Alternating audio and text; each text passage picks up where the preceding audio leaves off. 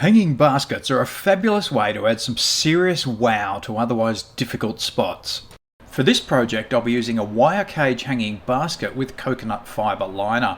These liners are partially sealed with latex to help retain moisture. That's important in hanging baskets. You need to use a premium quality potting mix that contains quality water crystals and controlled release fertiliser. Water crystals hold an enormous amount of water and this can be accessed by plant roots. Do make sure the crystals in your mix are safe acrylamide-free ones, especially if you plan on growing herbs or veggies in your hangers. That controlled release fertiliser is critical too, as it keeps feeding for 6 months or more. I'll use petunias for my side plants and alyssum in the top. Both will cascade nicely and are a little perfumed.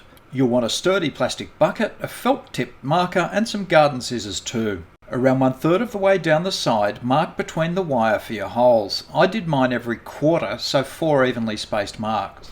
Remove the liner from the cage and use the garden scissors to cut at the marked points. Aim to create holes around 5 cm across.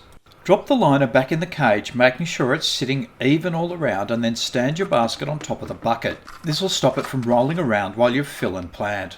Start filling the basket until you're around level with the bottom of the cut holes. Depot the seedlings from their cell tray and push through the holes. Fill the rest of the basket, making sure those roots are well covered, and leave a little depression in the centre. Your finished level should be around 2 or 3 cm down from the top edge of the liner. Add the central plant and top the mix up if needed.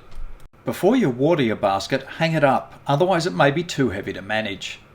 I like to water in recently repotted plants with a diluted seaweed tonic, so that means mixing it up and using a watering can. Water until you get a good amount of water running through the base of the basket. You can use these tips adapted for all different styles of baskets to create all sorts of spectacular hanging features.